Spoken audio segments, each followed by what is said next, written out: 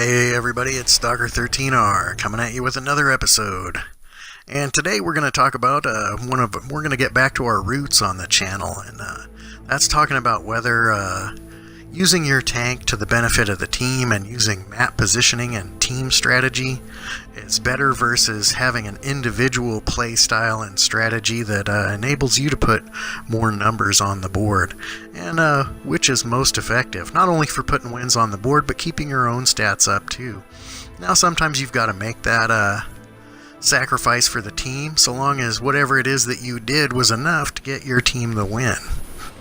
So today we're going to be in the IS. I'm working down two different Russian lines right now, which is the explanation for why I don't have more tanks in the garage, as I jump around and work on a lot of things at once. There's a quick look at what the leaderboard is. We are the 1 Tier 7 in this Tier 6 and 5 game. And, we're not fully upgraded in the IS here, so that's a pretty good place for us to be. But we're going to be expected to put some numbers on the board and, be making some plays. So I'm going to get up here where I can support the team, and I'm going to be aggressive and get right into that midfield and see who these first characters are coming around the corner, because I know that damage this gun can potentially do. I got one in the tracks there, but the potential damage of this gun is great for this tier level. And there's 269, and it's on a Panzer V4. I don't care what tier it's in. Anytime you see a Panzer V4, focus your fire, fix them in position, and take them out. If they get a chance to run around and do what they do best, you're gonna regret it. So I'm gonna mostly ignore that guy up on the hill, but we'll back around here and we'll just kind of flounder around over here on this flank like a muppet and draw some attention and some fire, and we've bounced quite a bit of it. At these tiers I can be a lot more aggressive. If you're middle tier or bottom tier in this, your armor's not going to hold up, and I definitely don't recommend it used as a brawler. So I see that light tank's made the play and gone in. I'm going to do everything I can to get up there, because I know that light tank can't go much farther forward without running into the whole team, and I'm going to try to get in here, and it looks like we were just a little too late. So we'll give him a little love tap to finish this guy off, and I know that there's a heavy tank off to my 3 o'clock, but the rest of my team's just now coming over the hill behind me, and what their weakness is getting shot from the artillery while they're on top of that hill, or these center field flankers that are going to try to get shots into their sides while they're up there and exposed. So I'm going to ignore the heavy vehicle behind me and cover the flank of all of the tanks that are responding over that ridge, and that's how we're supporting the team. So I'm going to see if this building's a destructible terrain or not, and it looks like it isn't. So I'm going to go ahead and back up. My partner tank here should be on the reload. I'll see if I can't draw this guy out a little bit to where they can get their guns in the game too. And we'll go ahead and give him one, and it looks like that guy's finished off.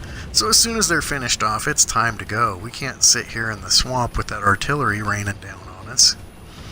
And I know that these tanks are going to move for that little gap behind these two hills off to my right-hand side.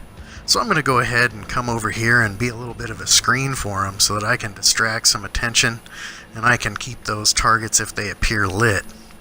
Now, I know I'm going to have somebody up here on this hill at my 2 o'clock, but I know there was still a couple of guys hanging back at my 9 o'clock right now, and I'm risking getting in the pinch here, but, my team that's behind me moving up is in the open, and I don't want them to get fixed in that position and have them get fire from two different angles while they're down in the open.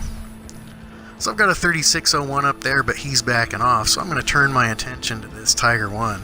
Looks like he's not fully upgraded either. So, we're going to pull him here, but I'm kind of blocking some of my support fire, so I'm going to try to draw this guy out further, because the further I can draw him out, the more likely they are to get shots. But I see a medium moving in here on my 9 o'clock, and we're going to get this guy fixed up. I'm going to try to get out of here before I take another hit from that artillery. But there it is, and I didn't. Darn near smoked me. So now the rest of my team has gone back, and they've continued to push on, as they should have. And they're up there in that valley, and they're taking out that 3601. I wish that medium would have stayed with me. It would have been nice to have a little bit of health pool and speed over here, and I'm sure his view range is longer than mine. But you know, you do the job that's needed, not the job that your tank is ideally suited for. So I'm going to stay out here on this side, and I'm going to continue to move up.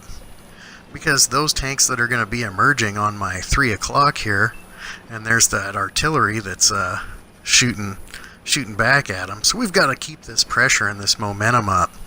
So even though I'm on really low health, I'm going to continue to make the bold plays to try to draw these enemies out, and if nothing else, keep them distracted. Keep those rounds off of my partner tanks. So I'm going to risk getting that final shot from the artillery. He's got to get it off. Tried to get a quick one in there, and I'm going to go ahead and push. If somebody shoots off to my 9 o'clock here, it'll definitely expose them with these mediums up, and they'll see those targets. So I'm going to try to stay just below the military crest of this hill and see if that artillery goes for that medium, and it looks like he is, but he pulls the switcheroo and gets me with the shotgun. 9 times out of 10 I try that, I miss anyway. But hats off to you, Indiana Jenkins, I think was his name. You know, he got a couple good hits on me and finished me off, and I was a priority target in this game for sure. So we'll take a look around and see what somebody else can do to get us the win on the board, because was your sacrifice worth enough? Now on that other flank, we dominated it, and it wasn't just that we were better players, because you saw my individual play skill level was pretty low there. But our map positioning and our team strategy is what allowed us to maintain that momentum and moving forward on that flank and take out those targets. We had the ability to focus fire. We remained consolidated when we need to. You know, we spread out when we had to. And we got the job done over there, and that's what made this a 14-5 victory. And it was the team strategy, not the individual skill level of the players. You know, that's where you get a carry. So here we got 2,000 damage, as we should have, being top tier in a game like that. We got some assisted, and we blocked quite a bit. So that's what you should be doing. We made some credits, and look at that. We're at the top of the list. But was it because of our individual skill level as a player? No, it was because we utilized map positioning and team strategy to make everyone's guns more effective, and it became a runaway win. And we were able to just dominate them. Every time we eliminated those targets, we dominated that space and ended up on the critical terrain in the key position before the enemy could get fully reacted to it. And that's what made that such a great win. So this isn't fully upgraded yet. I'm about halfway through. I've got the 100mm gun on it. We'll get these old operations out of the way. It's an IS. Everyone knows what they look like. A lot of people don't have a lot of luck with them. Again, they're like the KV-85. They're running that derp gun, and they're trying to use it as a brawler. And try using it as a heavy medium with that 100 and seeing if it doesn't pay off a little more for you there. So now we'll move on to the second game for today, and we're in the T-43 on a map that I forget the name of, but everyone's going to recognize. Now the key strategy here, and we've just started off, we spawned out, and I always come down to this little alley, because down here I have cover to win that spotting war that happens between the opposite spawn sides of this map. And their spotters are moving up aggressively, because they know both of us are going to have people in position to support fire. And it's an access road to the cap. And on this map, getting to that cap, the road back for the rest of your force, if they have to respawn to prevent a cap and reset, can be a really long road. And there's not a lot of access. So we'll give that guy one, but we're not going to chase him down ourselves. There's enough people behind us to deal with him. Not getting distracted is a part of that team strategy of when do we all have to focus on one target, and when can you say, hey, there's enough people back there that they can deal with that while I continue to do my job up here. And that's to keep their spotters off our support firing positions, and maybe do some spotting myself if they've got some guys up there. So again, today, here is the definite example, as if missing that shot at a critical moment before and having my partner tank take one wasn't bad enough. We're not fast enough for a good ram there. We didn't penetrate their armor. I'm going to push my own gun barrel over the top of him and miss. And I'm just going to auto-lock because apparently today I have no skill whatsoever. But I've got good map position and we're using good team strategy. So we're going to see how this one ends up. Once again, I really want to emphasize that it's map positioning and team strategy that wins games, not individual performance. So many people are looking at these Kolobanov medals or, Devastator, or, I've shown some of those videos too. I think there's one called Devastator that I have up, and a Comet. And again, it's to demonstrate that it's not my individual skill as a player that gets those done. It's just using map positioning and team strategy. A lot of those are just opportunities. They're not so much.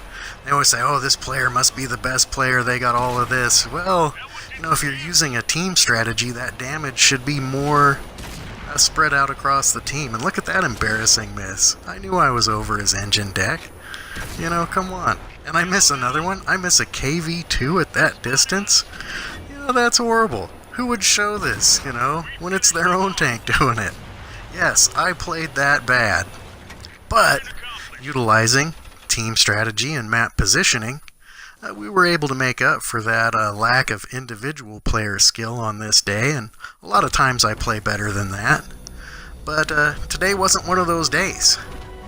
So we still got some good damage there at 1287, bounced a little bit, and look at that, we're top of the list. And we weren't top tier like we were. I guess we were. We're here top tier, but I wasn't the only one at top tier in that game. So, once again, here on Team Able, Team Anything But Last, it's using map position and team strategy to get your team a win on the board.